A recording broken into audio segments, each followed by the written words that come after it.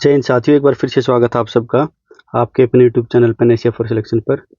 Haryana seat exam की previous year exam की series में आज हम करेंगे HSSC सीटी ग्रुप 57 जो हुआ था कब 18 अगस्त 2024 को। जल्दी से अपने बारे में बता देता हूँ मैं।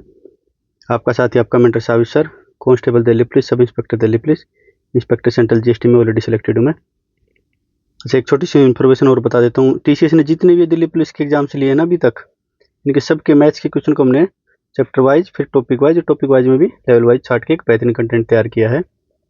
यूपी पुलिस कांस्टेबल के लिए भी ये फायदेमंद है, ये जो हमारा कंटेंट है। हरियाणा सिटी के लिए भी, SSC GD और क्लर्क लेवल के इक्विवेलेंट जितने भी एग्जाम सबके लिए यूजफुल है। ज़्यादा टाइम वेस्ट ना करते हुए पहले क्वेश्चन पर आते हैं हम। आप स्क्रीन स्टॉप करेंगे, आपको रिकॉर्डेड फॉर्म में मिलेगी ये वीडियो। स्क्रीन स्टॉप करके खुद क्वेश्चन करने की ट्राई करेंगे, तो फिर उसके बाद तो हम करेंगे साथ में। मोहिंद्र एक खेत को 6 दिन में जोतता है, ठीक है, और राम उसी खेत को 12 दिन में जोतता है। दोनों मिलकर उस खेत को कितने दिन में जोतेंगे? 6 गुना 12 अपॉन में 6 प्लस 12, 6 3 4, 4 दिन ऑप्शन आ। कैसे क्या गुरु जी? अभी बताते हैं, देखो अभी बताते हैं। देखो मोहिंद्र कितने दिन में करता है? 6 दिन में। राम 12 दिन में। दोनों कैल्शियम ले लेंगे। 12 यूनिट आ गया टोटल वर्क। 6 दिन में करता है ये 12 यूनिट, एक दिन में कितना करेगा? 2 यूनिट पर डे। 12 दिन में करता है 12 यूनिट, एक दिन में कितना करेगा? 1 यूनिट पर डे। मोहिंदर और राम का टाइम निकालो। टाइम क्या होता है? टोटल वर्क अपॉन एफिशिएंसी बोलो या रेट बोलो ना। वर्क कितना है? 12 यूनिट। एफिशिएंसी दोनों की 2 + 1 4। कौन से ऑप्शन में है? पहले ऑप्शन में। इसका एक और तरीका होता है, क्या होता है? जैसे मान लिया टाइम 1 दे रखा है, जैसे मोहिंद्र का दिया था ना पहले। मोहिंद्र का कुछ टाइम 1 दे दिया, राम का कुछ टाइम 2 दे दिया। तो क्या करेंगे? मोहिंद्र और राम का जब कंबाइन टाइम निकालेंगे ना, एक साथ मिलकर काम करेंगे, तो क्या करेंगे? टाइम 1 इंटू टाइम 2 अपॉन में time 1 plus time 2। Time 1 Mohinder का कितना है? 6। राम का कितना है? 12। ऊपर गुणा कर दो, नीचे जोड़ के लिख दो। ये नीचे बनेगा 18, इसको 3 से काटेंगे 6 × 18, 3 को काटेंगे 4 से। मैं इसको वापस कर देता हूँ ताकि आपको अच्छे नोट्स मिल जाए ना। 4 दिन, बिल्कुल इजी। चलिए आगे।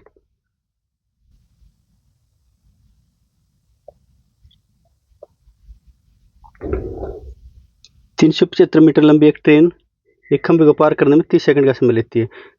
ट्रेन की गति बताइए किलोमीटर पर आवर में, ठीक है। अच्छा, जो खंभा है इसको पार करेगी ट्रेन, मान लीजिए ट्रेन है, ये ट्रेन है, तो कितनी डिस्टेंस कवर करेगी? खुद की ही डिस्टेंस कवर करेगी, बस ये बात ध्यान रखना इसमें, ठीक है।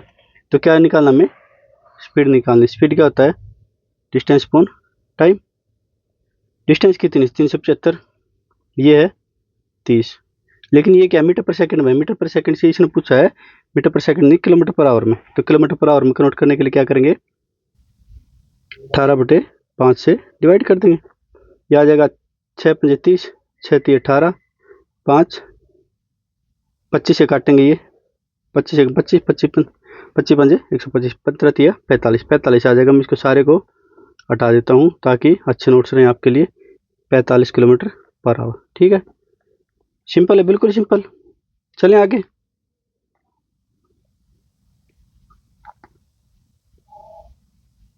थर्ड क्वेश्चन, 150 मीटर ऊंचे एक टावर से एक वस्तु का अनुमान कोण 30 डिग्री है।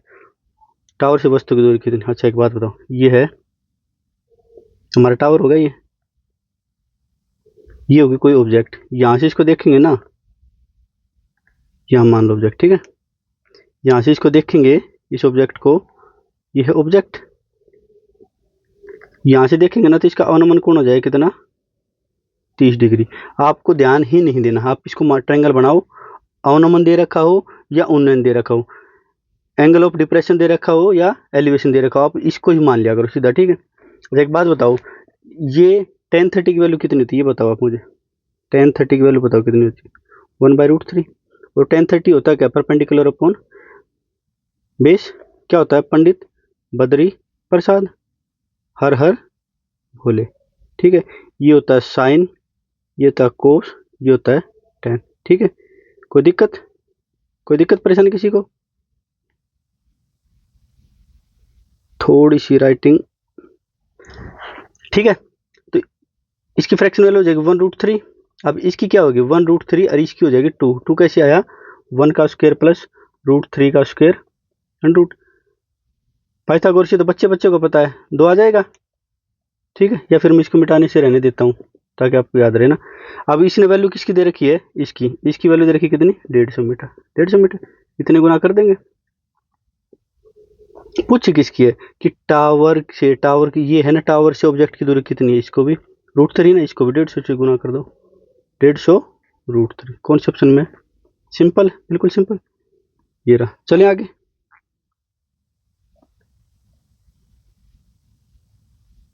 यदि कोई व्यक्ति अपना ठेला 720 रुपए में बेचता तो उसे 25% की हानि होती है, ठीक है। आगे यदि उसे 25% का लाभ होता तो विक्रय मूल्य क्या होगा। देखो सिंपल सी बात बताता हूँ मैं, कैसे करोगे, जब मैं ऐसे करोगे आप 75 और यहाँ करोगे 125, 25 5 125, 25 75 24। गुरु जी आपने कैसे किया 1200, अभी बताते हैं। ये तो होगा हमारा एग्जाम में कैसे अप्रोच करेंगे, ठीक है। बिल्कुल बेसिक से करवा दूं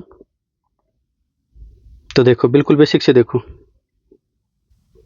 मान लिया इसका सीपी है, कुछ सीपी मान लिया कुछ भी, ये सीपी है, सीपी का आनी हुई है, यानी सीपी का 75%। 75% को मैं मान लिया एक बार 3/4 भी लिख सकते हैं, लेकिन अभी के लिए इतना ही लिख लेता हूँ ना। कितना आया 3 4, ये 3 से कटेगा 96, 960 आ जाएगा, 96 नहीं। सीपी कितना आ जाएगा, सीपी कितना आ जाएगा 960। अब ये पूछा है नया एसपी कितना आएगा 25% लाभ पर, तो नया एसपी आ जाएगा सीपी का 960 का 25% लाभ, मतलब 100 की चीज 125 में बेचेंगे। 5/4 भी लिख सकते थे इसको, 5 4, ये आ जाएगा, कट जाएगा 240, वही आ जाएगा कितना 1200। हमें ये पता है सीपी के साथ खेल रहा है बार बार, है ना, सीपी के साथ खेल रहा है बार बार, तो क्यों ना हम यही लिख ले 720। हमें पता है इसका 75% करेंगे ना, सीपी का इधर लेके 75% करेंगे तो 75 नीचे आ जाएगा, 100 ऊपर आ जाएगा, ठीक है। अगली बार इसका 125% निकालेंगे, 125 यहाँ आ जाएगा, 100 यहाँ आ जाएगा, इस 100 से 100 कट जाएगा। प्रैक्टिस करोगे तो समझ में आ जाएगा, ठीक है। तो हमें क्यों लिखना बार बार, ये 100 को क्यों लिखना बार बार, मैंने नहीं लिखा था ना यहाँ पे, देखो कहाँ लिखा था, नहीं लिखा। ये बेसिक है बिल्कुल, और ये एग्जाम में अप्रोच करेंगे, प्रैक्टिस करो अच्छे से ना। फिर 2-2 सेकंड, ये 2-2 तो गलत कर रहा हूँ, 10-10 15-15 सेकंड, 10 सेकंड लगेंगे इसमें मुश्किल से। चलिए आगे।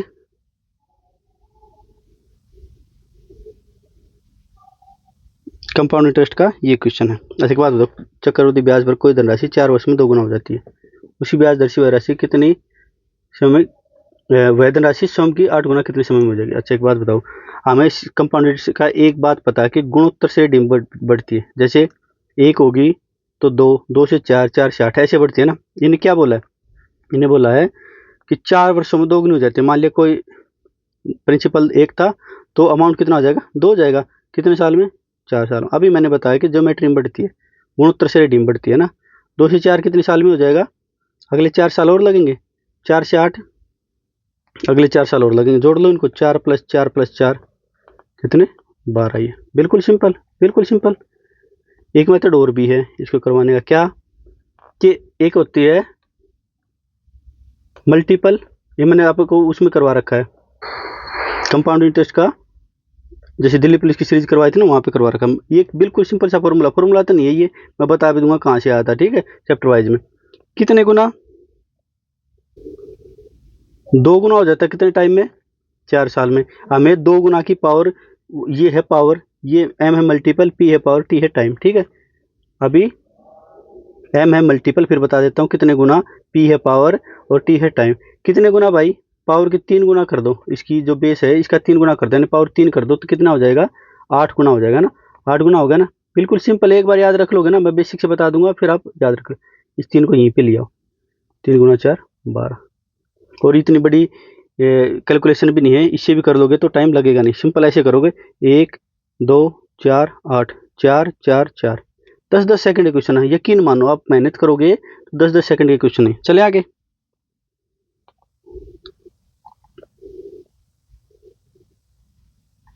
एक से 25 तक क्रमांकित टिकटों को एक साथ मिला दिया जाता है, ठीक है। 1 से 25 एक टिकट यादृच्छिक रूप से यानी रैंडमली निकाली जाती है। निकाले गए टिकट में अभाज्य होने की प्रायिकता क्या है। अभाज्य पहले तो ये बता दो मुझे, ओ कितनी की टोटल, टोटल प्राइम नंबर बता दो कितने हो गए 1 से 25 तक। एक यहीं पे गलती हो जाएगी, एक प्राइम नंबर है ना कंपोजिट नंबर है, ठीक है।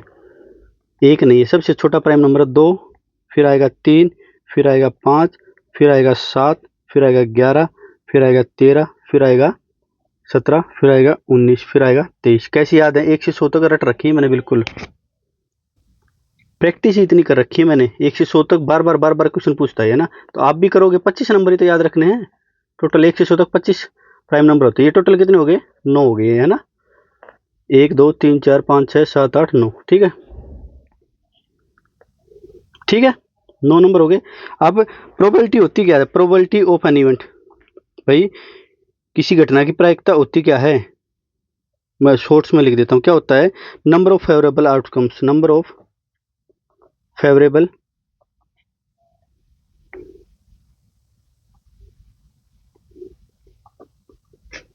आउटकम्स अपॉन में total outcome, total number of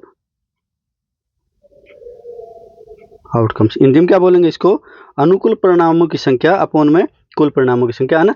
अनुकूल परिणामों की संख्या है कितनी हमारी? 9। टोटल है कितनी? 25।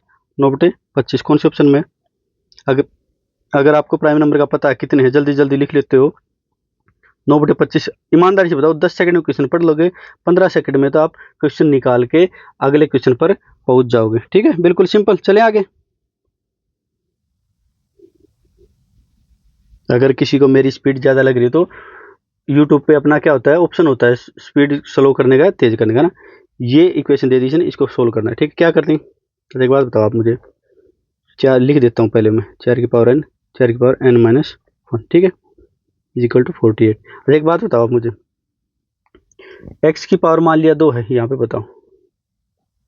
x की पावर मान लिया 5 है और इसकी गुणा कर देते हैं 1 से, और ठीक है। तो इसको क्या लिख सकते हैं? ये पावर जुड़ जाएंगी, 5 + 1 6 जुड़ जाती है ना, सिंपल। सिमिलरली ऐसे ही मान लिया x की पावर 5 है, नीचे है x की पावर 1, तो इसको क्या लिख सकते हैं? x की पावर 5 या x की पावर -1, या इसको क्या लिख सकते हैं? x की पावर 5 - 1 x की पावर 4। यही बस बेसिक था, यही समझाना था मुझे कि अगर बेस सेम है तो पावर, और गुणा में है तो पावर जुड़ जाती है, प्लस है तो प्लस, माइनस है तो माइनस, सेम यही करना। मैंने मान लिया यहाँ पर 4 की पावर n, ये माइनस में है तो इसको क्या कर सकता हूँ मैं? नीचे लेके आ सकता हूँ। 1 4 नीचे लिया ना, 4 की पावर 1 थी ना, इस पावर को ऊपर ले जाएंगे तभी तो माइनस में जाएगा ना, यहाँ आ जाएगा 48। 4 की पावर n को कॉमन ले लूँ, है इजाजत? बताओ बच्चों, है इजाजत? यहाँ बचेगा 1, यहाँ बचेगा 1/4, 48। ये है 4 की पावर n। यहाँ क्या करेंगे? 4 में 6, 4 की इधर गुणा करेंगे, 4 कम 4 और 1 घटा देंगे, 3/4, कितना आ जाएगा? 48। इसे काटेंगे 16, और ये 4 इधर की कितना हो जाएगा? 4 की power n is equal to 64। 64 को क्या लिख सकता हूँ? 4 की पावर 3, बेस सेम है, बेस सेम है तो पावर भी सेम हो जाएगी। n इज इक्वल टू, कहाँ लिख दूँ इसको? थोड़ा सा इधर लिख देता हूँ मैं, अपने पास टेक्नोलॉजी है, इसको थोड़ा सा इधर लिख देता हूँ, तो क्या आ जाएगा? तो यहाँ पे क्या आ जाएगा? n की वैल्यू आ जाएगी 3। बिल्कुल सिंपल है। क्या किया मैंने? -1 पावर थी उसको नीचे लिया, कोई दिक्कत कोई परेशानी, फिर कॉमन ले लिया और कॉमन लेके इक्वल कर दिया। बेस इक्वल है तो पावर भी इक्वल होगी, बस सिर्फ एक कॉन्सेप्ट यहाँ पे यूज होना। चले आगे।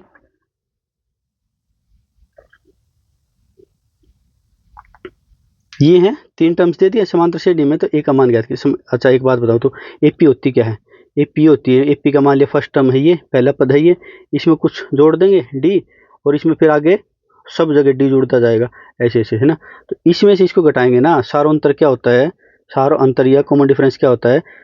नेक्स्ट टर्म में से पिछली टर्म घटाएंगे, जैसे a + d - a घटाएंगे तो आएगा, a से a कट गया, ये आ जाएगा d। सिमिलरली इस टर्म में से इसको घटाएंगे तो भी इतना ही आएगा। अरे ठीक है, कोई नहीं, मैं दोबारा लिख देता हूँ। और कैसे लिख सकते हैं? a + 2d माइनस, इसको घटाएंगे तो ये हो जाएगा माइनस, ये भी माइनस हो जाएगा, a से a कट जाएगा, ये फिर d बचेगा। सारा अंतर ये होता है कि दो पदों का अंतर क्या होगा, नेक्स्ट में से पिछले घटाएंगे तो क्या आएगा? डी, सेम अंतर होगा, डी कुछ भी हो सकता है। तो यही फॉर्मूला यहाँ पे अप्लाई कर दें।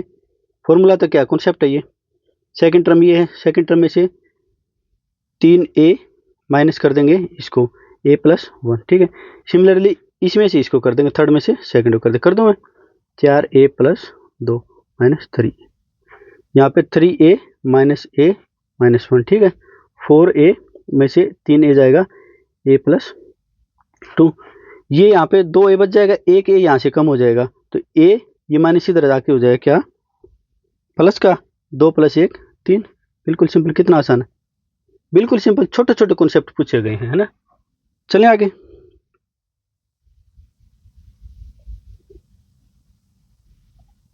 एक समांतर चतुर्भुज पैरेललोग्राम के 3 शीर्ष है, ये 3 शीर्ष यदि चौथा शीर्ष ज्ञात करो। अच्छा, एक सिंपल सी बात बताता हूँ मैं आपको। चलो पहले पैरेललोग्राम बना देता हूँ। पैरेललोग्राम क्या होता है, समांतर चतुर्भुज, आमने सामने की। अब इसका वर्टेक्स क्या दे दिया, 1 3, इसका 2 0, इसका 5 1। 1 सेकंड के लिए इसको XY मान लूँ मैं। एक सिंपल सी बात बताऊंगा मैं आपको, बस इसी पे एक एक छोटे छोटे कॉन्सेप्ट पूछे गए नहीं, इस कॉन्सेप्ट पे ही पूरा क्वेश्चन हो जाएगा, इस कॉन्सेप्ट पे ही पूरा क्वेश्चन हो जाएगा। ये क्या है, डायगोनल है, विकर्ण है, नहीं बना अच्छे से, दोबारा बना देंगे, हमारे पैसे थोड़े लग रहे। ये डायगोनल क्या करेंगे, ये डायगोनल एक दूसरे को बाइसेक्ट करेंगे, बस यही बात ध्यान देनी। जो सेंटर है ना, सेंटर, ये सेंटर, ये एक दूसरे को बाइसेक्ट करेंगे। इसका मतलब इसका और इस वर्टेक्स का मिड पॉइंट ही होगा, इसका और इसका वर्टेक्स का मिड पॉइंट ही होगा।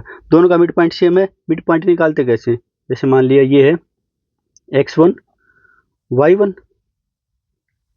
x2 y2, इनका मिड पॉइंट निकालना ना। जैसे मान लिया, एक बार और अच्छे से समझा देता हूँ, ये लाइन है, इसके वर्टेक्स है x1 y1, ठीक है, इसके वर्टेक्स है निर्देशांक, हिंदी में थोड़ा सा समझ लेना ना। तो इसका मिड पॉइंट कैसे निकालेंगे, इस मिड पॉइंट के निर्देशांक होंगे, दोनों को जोड़ दो, x1 और x2 को, x1 + x2/2, 2 से डिवाइड कर दो। सिमिलरली ये तो x के कोऑर्डिनेट आ गए, y के y1 + y2/2, ठीक है, ये हो गए मिड पॉइंट के। सिमिलरली ऐसे निकालेंगे तो इसका मिड पॉइंट कितना आ जाएगा, मान लिया मिड पॉइंट के निर्देशांक कितने आ जाएंगे, यहाँ से आ जाएंगे 1 और 5 को जोड़ेंगे, 1 + 5/2, सिंपल। यहाँ से 3 और 1 को जोड़ेंगे, ये y के कोऑर्डिनेट आ जाएंगे, 3 और। सिमिलरली इक्वल तो है, 2 को और x को जोड़ दो, 2 + x/2, सिंपल। 0 और y को जोड़ दो, 0 और y को जोड़, 0 + y/2। हमें ये पता है ये इसके इक्वल है और ये इसके इक्वल है, इक्वल कर दो, रख दो। इक्वल करेंगे 1 + 5/2 = 2 + x/2। यहाँ से ये कट जाएगा, x की वैल्यू कितनी आ जाएगी, सोल्व कर लो, 4 आ जाएगी। सिमिलरली यहाँ से करेंगे, इसको इक्वल करेंगे 3 + 1, वैसे तो जोड़ के लिख देता तो कोई दिक्कत नहीं थी, 4/2 लिख देता, फिर भी y/2 0 + y/2, है ना, ये इक्वल होंगे, कोमा गलत लगा दिया, ठीक है। 2 से 2 कट जाएगा, y की वैल्यू कितनी आ जाएगी, 4। x और y मिड पॉइंट हैं, इसके कोऑर्डिनेट मान लिया x और y थे, तो कितनी आ जाएगी वैल्यू, 4 और 4। बिल्कुल सिंपल। एक छोटी सी बात मैं फिर रिपीट कर दे रहा हूँ, 4 और 4 बी ऑप्शन में। कि निर्देशांक कैसे निकालेंगे, बताओ कैसे निकालेंगे, मिड पॉइंट बाइसेक्ट करते हैं, समद्विभाजित करते हैं किसको, डायगोनल को, बस ये पॉइंट आ गया समझ में। और मिड पॉइंट का फॉर्मूला क्या होता है, ये मिड पॉइंट का फॉर्मूला तो क्या सिंपल सी बात है, तो है ना, ये तो कॉमन चीज है, बेसिक चीज है। तो दोनों के मिड पॉइंट निकाल लेंगे और इक्वल रख देंगे, बिल्कुल सिंपल ही हो जाएगा, हमारा मिड पॉइंट के कोऑर्डिनेट आ जाएंगे, ठीक है। चलें आगे। तभी बात है, क्वाड्रेटिक इक्वेशन है, इसके वियुक्तकारी बोल देते हैं, इसको डिस्क्रिमिनेंट बोलते हैं, इसको विभेदक भी बोल देते हैं, ठीक है, निकालें। अच्छा एक बात बताओ मुझे, क्वाड्रेटिक इक्वेशन के स्टैंडर्ड इक्वेशन क्या आती है, ax² + bx + c = 0, ये होती है। इसके रूट कैसे निकालते हैं, x की रूट अल्फा या बीटा कैसे निकालते हैं, -b ± b² - 4ac√, ठीक है, अपॉन में 2a, ये होते हैं।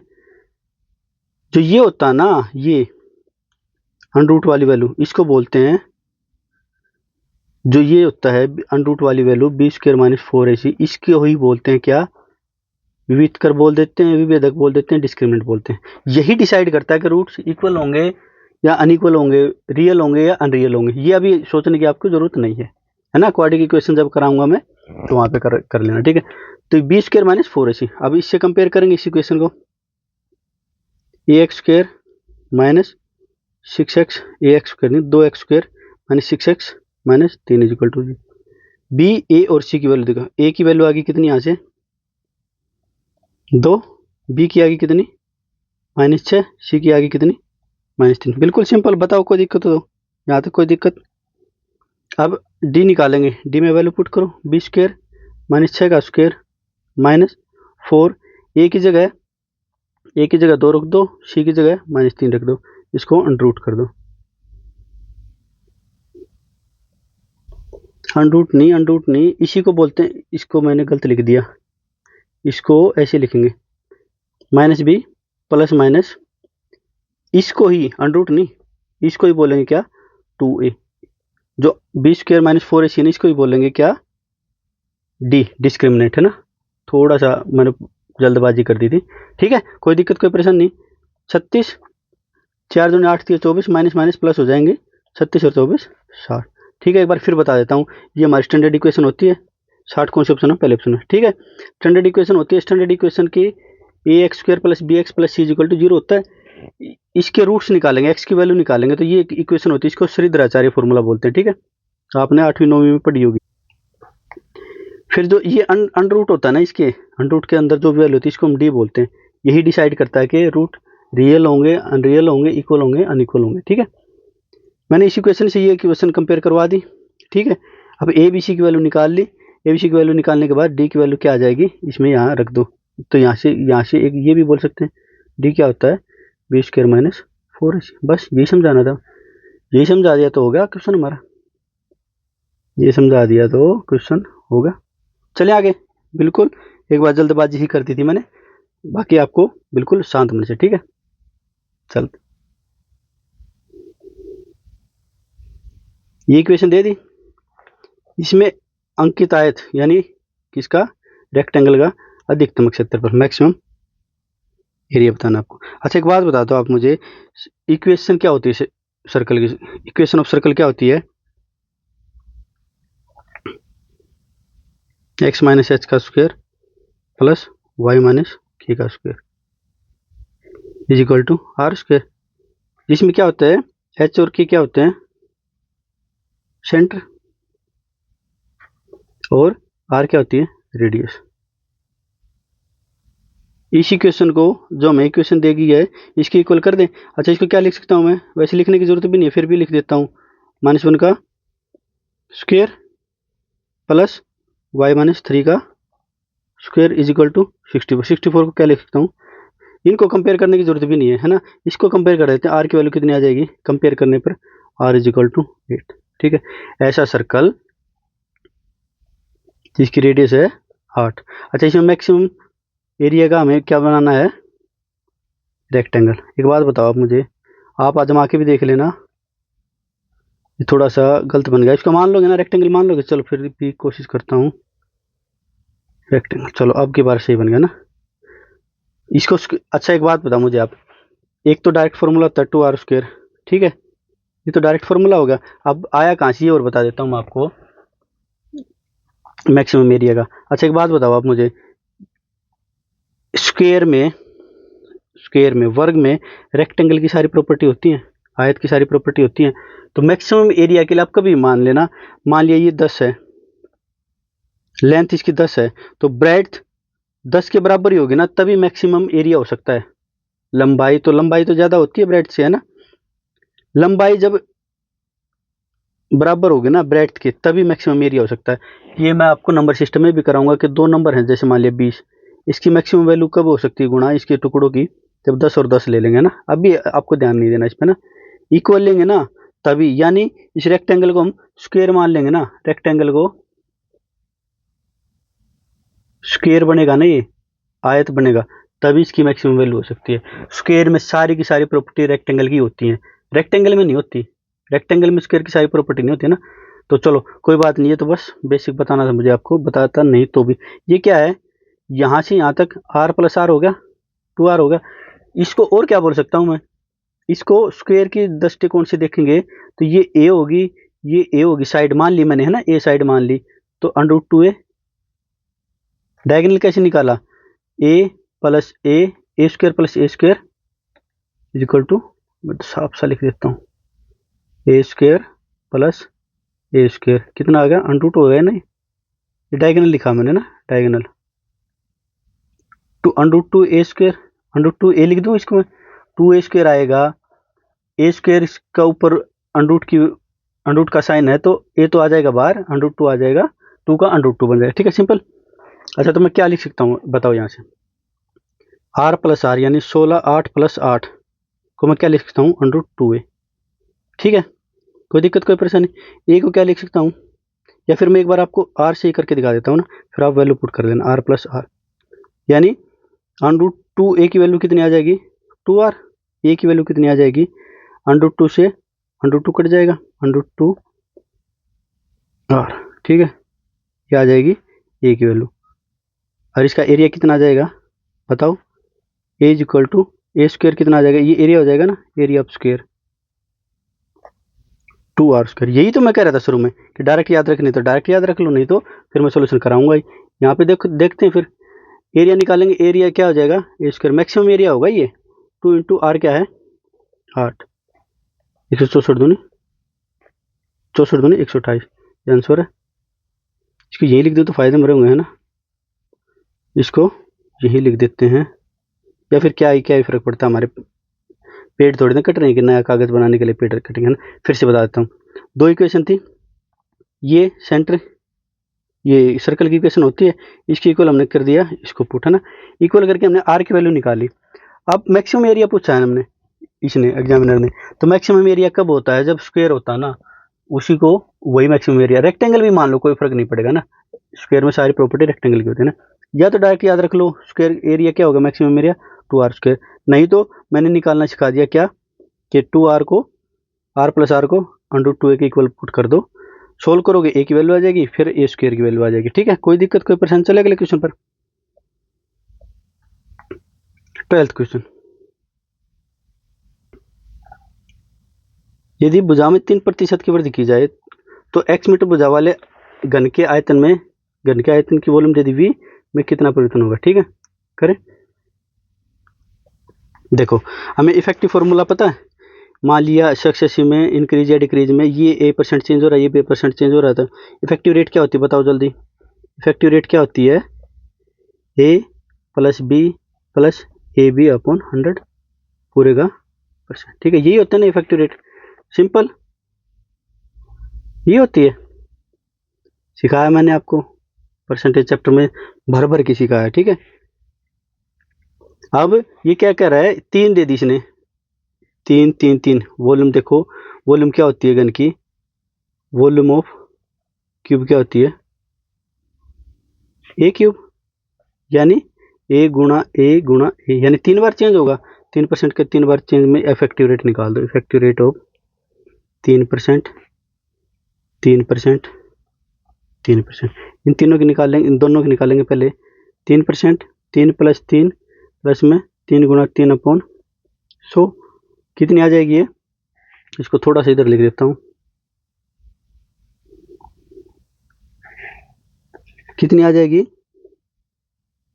6.09, अब इसकी 6.09 की और 3 की निकालो, इन इफेक्टिव रेट इन दोनों की निकालो, कितनी आएगी 3 प्लस 6.09 प्लस में 3 गुणा 6.09, इसको नेगलेक्ट भी कर देंगे ना इसको तो कोई फर्क पड़ेगा नहीं है ना। देखो ऑप्शन बहुत दूर दूर, फिर भी मैं पूरा क्वेश्चन करवा देता हूँ, हमें अभी कोई जल्दबाजी। ये कितना होगा 9.09, ये कितना आ जाएगा 3 निम 27 3 6 18, 2 डेसिमल ये थे 2 और आ जाएंगे, ये कितना आ जाएगा 27 18 9 27 9.927, ये बड़ा है इतना, ठीक है यानी ये क्या कह रहा है, इसको सारे को उठा के इधर लिख देता हूँ, स्पेस की पहले ध्यान नहीं रहता ना, कोई दिक्कत नहीं, इसको उठा के इधर रखता हूँ। देखो ये क्या कह रहा है कि अगर मान लिया 100 हमारी वॉल्यूम थी ना, तो अब होगी कितनी 109.27, इसमें 100 में जुड़ जाएगी ना 109.27 ये कह रहा है, ठीक है। लेकिन हमारी वॉल्यूम थी कितनी पहले तो थी हमारी ओरिजिनल वॉल्यूम थी कितनी, एक्स क्यूब, अब कितनी हो जाएगी न्यू 109 एक्स क्यूब का कितने गुना 109.27 कोई दिक्कत कोई परेशानी, कोई दिक्कत कोई परेशानी नहीं होगी ना, बताओ कोई दिक्कत कोई परेशानी हो तो। यानी कितनी होगी, 2 डेसिमल और आ जाएंगे, 1.0927 एक्स क्यूब। ये ओरिजिनल थी, ये न्यू थी, चेंज ही तो बताना है, चेंज करेंगे तो इसमें से इसको माइनस कर देंगे, चेंज कितना 1.0927 x cube minus x cube common ले लेंगे बाहर, और अंदर 1.0 इसमें से घटेगा तो ये आ जाएगा 0.0927 मीटर क्यूब में चल रहा है सारा, तो मीटर क्यूब में देख लो। ठीक है, बिल्कुल आसान क्वेश्चन है ये, बस समझाने के चक्कर में इतना ये सब ये थोड़ी ना एग्जाम में करोगे, ये तो आपको पता ही सीधा है ना। ये है बिल्कुल बेसिक से। अब जिन्होंने ना 11th में मैथ्स ले रखा था, 11th 12th में, सिर्फ वही इस मेथड को करना जो मैं सेकंड मेथड बता रहा हूँ, बाकी दूसरे लोग मत करना ट्राई, क्योंकि ये 10th डेरिवेशन कराऊंगा, इसमें डेरिवेशन आपको फिर समझ में आएगा नहीं, क्योंकि आपने 10th तक डेरिवेशन नहीं किया। 11th 12th में जिसने मैथ लिया, दोबारा फिर बता रहा हूँ, 11th 12th में जिसने मैथ लिया सिर्फ वही करना। चेंज इन वॉल्यूम क्या होता है फॉर्मूला, किसी का भी बता देंगे, है ना। Derivation of change in volume upon में with respect to X, X क्या है साइड के रिस्पेक्ट में, है ना, और टोटल चेंज कितना है। कैसे करेंगे, वॉल्यूम क्या है, derivation of volume A3, x3 दे रखा है इसने, साइड x3 दे रखे x मान लो, डेरिवेशन ऑफ x, और चेंज कितना है बताओ, इसमें आगे कर लेंगे, या अभी लिखना चाहो तो अभी लिख लो 3, या फिर आगे लिख लेंगे, चलो डेल एक्स। डेरिवेशन क्या होता है, डेरिवेशन में यहाँ पे बता देता हूँ, x की पावर n है ना, इसका डेरिवेशन करेंगे तो n को आगे ले आओ और x की पावर 1 कम कर दो, ठीक है, यही डेरिवेशन होता है। ठीक है, 11th 12th वाले बच्चे ही समझ पाएंगे बस इसको, जिन्होंने मैथ ले रखा ना। तो 3 को आगे ले आएंगे, एक्स स्क्वेयर, एक पावर कम कर देंगे ना, डेल इसकी एक्स का डेरिवेशन क्या होता है, एक पावर आगे ले आएंगे, एक्स की पावर 0 हो जाएगी, एक्स की पावर किसी की पावर 0 1 होती है। यहाँ पे कितना है, चेंज कितना है साइड में 3%, ठीक है 3% है चेंज। इसको थोड़ा सा नीचे लिख देता हूँ मैं, चलो क्या किया फिर इन्हें, 3x स्क्वेयर क्या 9 हो गए, 9x क्यूब, और नीचे ये 1 है, और अपॉन में 100, तो इसको क्या लिख दें 0.09 एक्स क्यूब। कोई दिक्कत कोई परेशानी, मीटर 3 में चला दो, मीटर 3 ये कौन करेगा, सिर्फ जिन्होंने 11th 12th में मैथ्स ले रखा था एज ए सब्जेक्ट, है ना। चलिए आगे, बेसिक से जिसने नहीं ले रखा हो बेसिक से करो, और जिन्हें ले बेसिक से भी टाइम नहीं लगा, मैंने समझाने में ज़्यादा टाइम लगा दिया ताकि आपको अच्छे से कॉन्सेप्ट क्लियर हो जाए, बाकी इतना टाइम लगेगा नहीं। चलिए अगले क्वेश्चन पर। अच्छा, ये लिमिट का क्वेश्चन आ गया, ये फिर वही भाई जिन्होंने नॉन मेडिकल या नॉन मेडिकल नहीं ले रखा ना, जिन्होंने मैथ्स नहीं ले रखा है 11th 12th में, वो यहीं पर वीडियो को स्किप कर सकते हैं, एक बार देखना चाहें तो देख ले, बाकी कम ही चांस है कि समझ में आए। लगभग 15-16 साल के करीब हो गया मैं भी 11th 12th करे, तो हो सकता है कि आधी टर्मिनोलॉजी मेरे मुंह से भी गलत निकल जाए, तो उसको आप एडजस्ट कर लेंगे, कौन जिन्होंने मैथ्स ले रखा था 11th 12th में ना। बाकी नॉन मेडिकल वालों के लिए क्वेश्चन है ही नहीं है, जो मतलब नॉन मेडिकल के अलावा जिन्होंने भी जैसे आर्ट्स है या कॉमर्स है, जिनमें मैथ नहीं है, उनको ये समझ में नहीं आएगा। मैं एसएससी को ज़्यादातर पढ़ाता हूँ, CGL, CPO, CHSL, MTS या फिर रेलवे को पढ़ाता हूँ। स्टेट बोर्ड के बहुत कम पढ़ाता हूँ, आपके लिए बस ये हरियाणा सिटी करवा रहा हूँ। स्टेट बोर्ड में एक आध क्वेश्चन आ जाता है 11th 12th से ना, CGL CPO में नहीं आता, 1-2 चैप्टर आते हैं, जैसे प्रोबेबिलिटी आती है, या फिर सेट थ्योरी का बिल्कुल बेसिक पूछेगा ना, ज़्यादा मुश्किल नहीं पूछेगा। लेकिन स्टेट बोर्ड में एक 11th 12th या ग्रेजुएशन का भी दे देते हैं ना, तो कोई नहीं, ठीक है। मैं एक सिंपल सी बात बता रहा हूँ आपको ना, एक एल हॉस्पिटल नाम से एक मैथमेटिशियन होता, उन्होंने क्या फॉर्मूला दिया था कि भाई, जैसे मान लिया एल हॉस्पिटल, लिख देता हूँ मैं, उन्होंने 2 कंडीशन बताई थी, क्या, जैसे लिमिट है ये x टेंस टू ए, पहला फंक्शन है fx, दूसरा फंक्शन है gx, अगर ये 0/0 आ जाए ना, पहले तो ये बता देता हूँ कंटिन्यूस होता है क्या, left hand value, left hand limit is equal to right hand limit is equal to function value, ठीक है। फंक्शन की वैल्यू। लेकिन एल हॉस्पिटल ने कहा था कि जैसे मान लिया अपना एक वायर है, यहाँ से करंट आया, यहाँ से कंटिन्यूस है करंट, यहाँ पे बीच में और लास्ट में कंटिन्यूस रहेगा ना करंट, तो उसको क्या बोलते हैं, कंटिन्यूटी, है ना। जैसे आपने कल पढ़ाई की थी, आज पढ़ाई कर रहे हो, कल भी पढ़ाई करोगे, इसको क्या बोलेंगे, कंटिन्यूटी, है ना, कंटिन्यूस बोलते हैं।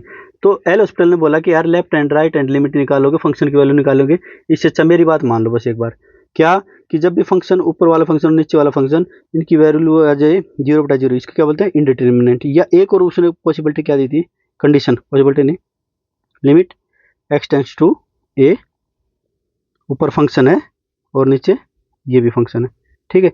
अगर दोनों की वैल्यू इन्फिनिटी अपॉन इन्फिनिटी आ जाए, दो केस दिए थे, 0/0 या इन्फिनिटी। तो एक काम करो, मेरी बात मान लो और क्या करो, ऊपर वाले फंक्शन को अलग से डेरिवेशन कर दो ऊपर वाले का, और नीचे वाले का अलग से डेरिवेशन कर दो। ये फंक्शन है, ठीक है, जी एक्स, ये होगा। इसको क्या करो, लिमिट एक्स टेंस टू ए रखो और इसका डेरिवेशन कर दो, डेरिवेशन का ही साइन है और नीचे वाले का अलग से साइन है, ठीक है। यही बात बोली थी उसने, ये हमारी यहाँ इस क्वेश्चन पे कैसे लागू होती है अभी देखते हैं। मिटा दो इसको थोड़ा सा। एल हॉस्पिटल का रूल समझ में आ गया?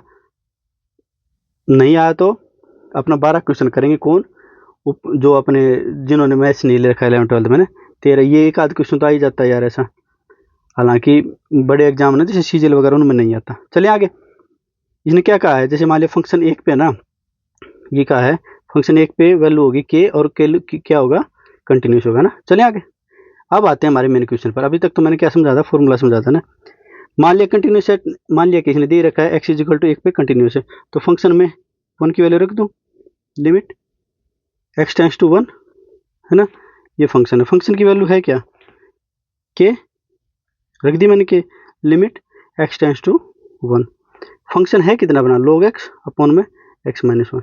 अच्छा एक बात को बताओ, मैं पुट x की जगह 1 रखूंगा, limit x tends to 1, log 1 अपॉन 1 - 1। अच्छा log 1 की वैल्यू क्या होती है बताओ मुझे, log 1 की वैल्यू होती है 0, तो यह आ जाएगा 0/0, यानी जो पहली कंडीशन थी एल हॉस्पिटल रूल की सेटिस्फाई करेगी। तो हम इस पे एल हॉस्पिटल रूल लगा सकते हैं। एल हॉस्पिटल रूल में क्या करेंगे, ऊपर वाले का ऊपर डेरिवेशन, नीचे वाले का नीचे डेरिवेशन। जीभ भी तो चला जाती है बोल बोल के। एल हॉस्पिटल रूल यहाँ लगाएं, ठीक है। इसको मैं उसमें बंद कर देता हूँ, लाल छतरी में, लाल ब्रैकेट में, ताकि पता रही हमारा फॉर्मूला, ठीक है। ये तो फॉर्मूला ही था, इतना करोगे नहीं आप एग्जाम में ना, 11th-12th वालों की बात कर रहा हूँ मैं, या बीएससी में जिन्होंने मैथ लिया, अब करोगे सिर्फ इतना ही करोगे, ये भी आपको पता चल जाएगा कि 0 ही आएगा ना। यहाँ से आपका रियल में क्वेश्चन स्टार्ट होता है। के की वैल्यू निकालनी, limit x tends to 1, log x का डेरिवेशन करेंगे, log x का डेरिवेशन, या फिर मैं एक बार लिख देता हूँ जल्दी से ना, log x, और नीचे वाले का ये नीचे करेंगे, ठीक है। क्या आ जाएगा, लिमिट x टेंड्स टू 1। अच्छा log x का डेरिवेशन होता है 1/x, कैसे पता, वही 11th-12th। किसी भी पावर को मैंने अभी थोड़ी देर पहले बताया था, x की पावर 1 है तो 1 को आगे ले आएंगे और x की पावर हो जाएगी 1 - 1 0। किसी भी कांस्टेंट का डेरिवेशन क्या होता है, 0। तो ये क्या आ गया हमारा 1/x,